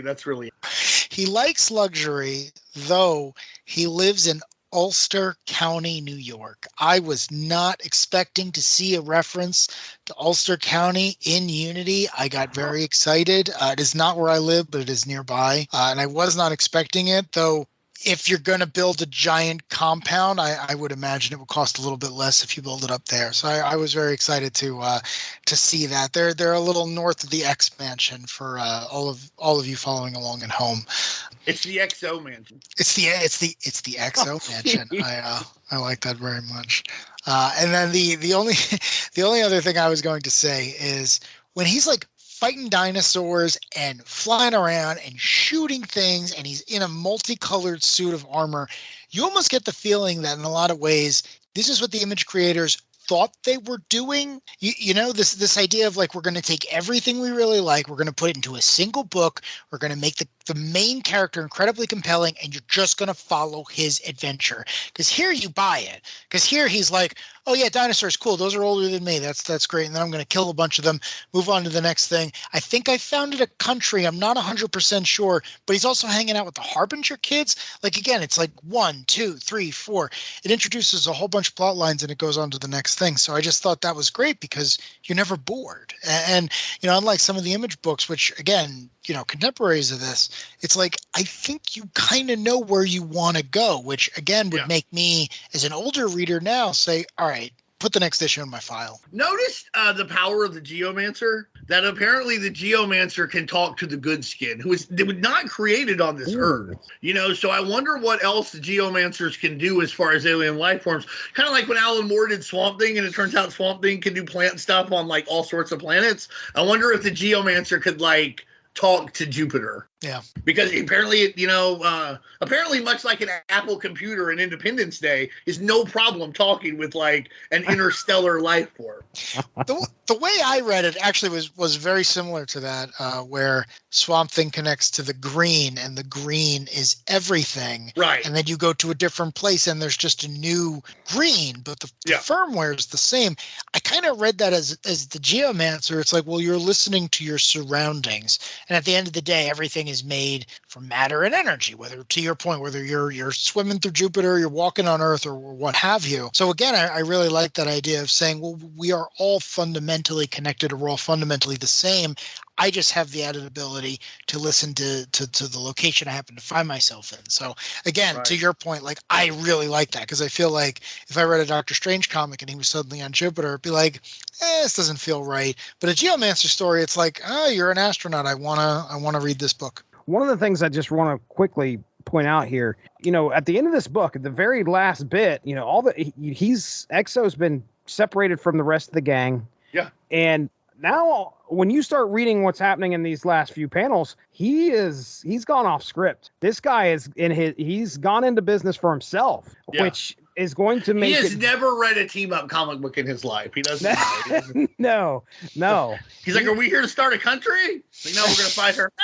Well, you know, porque no los dos. Yeah, you know, the last few things that go through his head are, they are my kind of guys. They will be my army. It's my war. I can do what I want. It's like, well, shit, man. What you know, this is definitely a little bit different than what we thought was going to happen. It really puts you in the mind of like, is this guy a hero or not? I mean, he saved these people, but what's going to happen? Because obviously there's going to be some kind of an issue later on down the line when the rest of the heroes are like, what the hell happened to Exo Man of War? We brought him here. Now he's gone. What's going on? I think that's another reason that I call this the best crossover of the 90s, is a lot of crossovers and a lot of events at some point. Somebody doesn't act the way they normally would because they need to move things forward. That's not what happens here. Everybody acts the way they normally like Exo's like, Eric's like, I don't really want to work with these fuckers. I want to go do my own thing. And that's what he does. And there's no point where like a Captain America guy comes and puts his hand on his shoulder and he's like, let me tell you, we really need you. And they're like, I'm going to do it. And I'm not making fun of that. But it just, but sometimes when guys get together, when crossovers happen, people have to do jobs they normally wouldn't do, and they have to act a little differently than they would in their comic. And I don't think that happens here. It's not that this is all very like natural and feels just as much like an issue of Exo Man of War as it does like part of a crossover, which is wild. And they do that like for just about all the parts except for Unity 0 and 1, which, you know, you can't hold that against them. Mm-hmm. Shadow Man number 4, Unity, Chapter 6.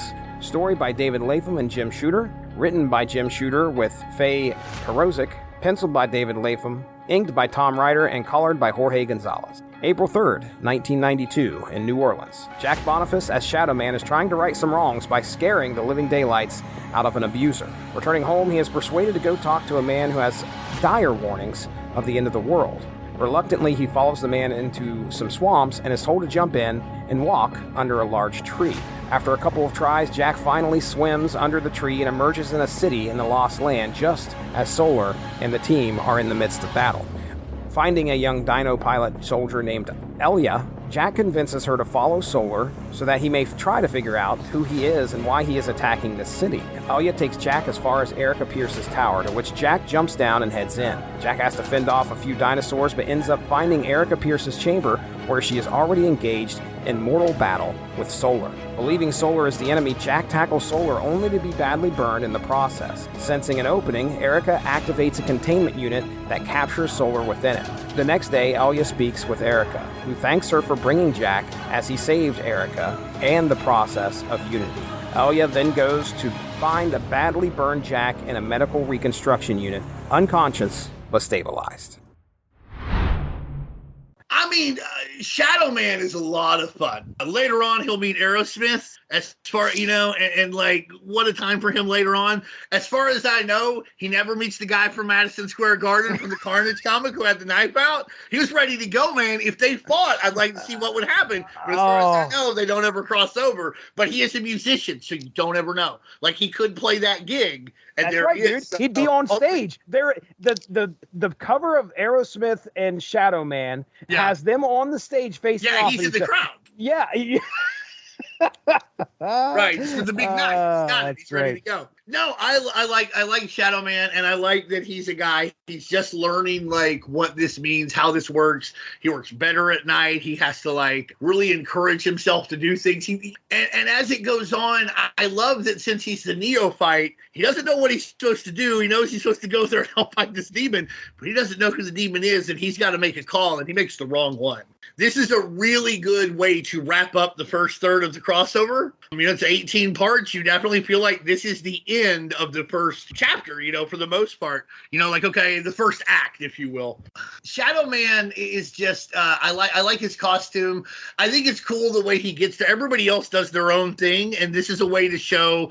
They've been talking a lot about how you get to the Lost Land. You know what I mean? And they've been talking a lot about how that works to get to the Lost Valley and stuff. But like anybody can do it, but everybody you see do it does it like magnificently with Solar or like, crazy geomancer stuff. This person just like goes under a tree, which is, a tremendously large amount of fun. I'm also a sucker for the trope where somebody who is part of some kind of rigid ideology and regime goes against their training for no reason. And that happens here when he gets to the future and he meets the dinosaur rider who he convinces to like help him. There's no reason she should do it whatsoever. And he's got the great line. She's like, I don't know why I'm helping you. And he's like, under this mask, I'm a very honest space. We're going to see how this impacts everything else going forward. It feels like this might be it for the heroes. And in the next third, you're really going to feel like the heroes can't win. And this is the beginning of that. Also, what an idiot. He's tackled, like, obviously Solar is, like, radioactive. And he's like, you stink like it's the night, man. You stink like it's dark. Don't let the day burn me. It's too bright. Bro, he's radioactive. Like, you're probably already dead. Yeah. My notes are Shadow Man seems to be the least powerful of everybody we have. He is a very important element to this story. Clearly, like you said, he tackles Solar. Solar, as far as we know, may be dead. And it's all because Shadow Man had to stick his nose in his business. Solar was about to win. Yeah, she did not beat him without, like, an X factor, and Shadow Man was that X factor. Right. He jumps in there, and if it wasn't for him, this story would be going completely differently. We would have ended it. Shadow Man is interesting because not only did I not know anything about the character before I read this, but as I was going through it, I just kept thinking, like, are you messing with us? Like, what is going on here? Because it seems like, I won't say he doesn't want to do what he has to do, but it's almost like he needs to be part of the story. So what I mean by that is a lot of characters in comics say, oh, like I'm going to be part of the night. I'm going to be dark. I'm going to be mischievous. I'm going to be someone else when no one can see me. But that is literally Shadow Man's powers. It's like, there is no sun in this exact location. I'm faster and smarter and quicker and more clever. And I can flirt with the dinosaur riders effortlessly and all these other things. Yeah. And it was almost like the story telling you we need this type of character. We need, up until this point, no one's even mentioned him. Like, he's not collected by Geomancer, by the Eternal Warrior, by the Harbingers, or any of the other characters that you see in the background. He just kind of shows up. He's the shadow cast by Solar, if you will. Yeah. And then something I may have mentioned before is Solar, who in the 60s was referred to as Dr. Solar, reminds me a lot of Dr. Manhattan, again, from Watchmen. To me, Shadow Man, when, again, I kept trying to make sense of him, I was like, oh, you're the Rorschach of the story. You're the one that doesn't fit, that no one is quite expecting, that wears a mask. The whole basis for the character is the mask. And you kind of you invert what you expect to happen. And again, as a result, the villain is able to get the upper hand. So I like that. And to Dean's point, it is an excellent way to end the first third. Again, if this were today, the first 6 issues would probably be the trade. So you would leave off here, and then you'd probably go get the next volume when it came out in a few months. So I thought it was really good. I enjoyed it for that purpose. I don't know if that was intended by the creative team. Again, really no experience with Shadow Man. I think it was definitely intended to end it there. Like, this is meticulously plotted. Yeah. The only other thing I would say is, for those of you who do not know, in case we forget to mention it later, the Shadow Man, I believe it's volume 2 under the Acclaims comic banner, is written by the one and only Garth Ennis, and I have read that, and it is very good. So if you at all enjoyed this, seek out a lesser known Garth Ennis book. It is worth your money. Yeah. Before Shadow Man shows up, in a lot of ways, I know that Geomancers kind of do this, but there's no magic. You know what I mean? And they're just starting to establish what magic is in the Valiant universe. And Shadow Man is, he's going to be connected to voodoo characters. And later on, there's going to be a few guys I think Dr. Mirage can connect more with, the magical side and stuff. But I think this is a place where they're if magic is going to have a place in our universe, and we already have this character, it's got to have a place in Unity. And if magic has a place in this universe, it can't just look the same as science, which sometimes that happens in the DC and Marvel universe in a bad way. I actually like that for the most part, because I believe if you showed our cell phone to somebody from even 1905, they would think it was magic, because they could not tell that the gap in technology between then and now, just they could not fathom it or what have you. So I enjoy when those things, are, they slightly correlate or what have you, and are seen as the same thing. But I also like when there are distinct rules about them and distinctions, that can be made about how the characters go about things. And Shadow Man, like you said, they don't know who he is. He's on the outskirts. He's just getting started. So he winds up listening. Apparently, he's just told everyone his secret identity, which is wild. But he has to find his own way swimming under this old tree who apparently tells great stories. And the guy who is trained to be a geomancer just likes to go listen to the tree told him. And that's how he gets to the Lost Land. And I really like it. He does everything his own way. The other guys are a lot more similar. There's a lot more similarities between Exo Manowar and fucking the Eternal Warrior than there is Shadow Man and anyone else here. When we see more from the Harbinger, issues and stuff, that might change my viewpoint. I don't think so, though. This guy has to be slightly separated, because at this point, maybe it would have been better if it had lasted forever. It doesn't really belong with the more sciencey guys. This is the other wing on the plane. The plane needs both wings to fly, but the wings don't hang out. So yeah, we end this story, this final act, with Shadow Man's pretty messed up. Obviously, we're expecting him to make a return, but he is in a nutrient bath. Have another issue. We'll see what happens. We'll see. Yeah, he's in a nutrient bath. Very Chernobyl. Oh yeah, it's looking bad. It's not looking the greatest. All right, been 6 issues. We did it. We got through the first of this 3-parter. Let's close up shop here. So, hey, we'll be coming back to you here in a couple days. Watch out for the next part of this event, and we're going to be talking chapters 7 through 12 of Unity. So, with that being said, Dean Compton, Tell them about the Unspoken Decade. And we're at the unspokendecade.com. You can look us up on Facebook, doing some more things on Twitter. And in fact, I don't know when it will drop, but I'm supposed to guest on the Wizard podcast tomorrow. The guide, the Wizards podcast guide to comics. Apparently, we're going to be talking about Wolverine. And nice. I really like Wolverine, who does not appear in Unity, but I would have liked it better if he had of. Yeah. So that's all coming up, and we'll see what else happens. We got a lot of these scheduled. It's a lot of fun. So check all that out, and hopefully drop me a line, and I'll say hi to you, and I'll answer any question about '90s comics you have, just like I do for these two. We appreciate that's that. True.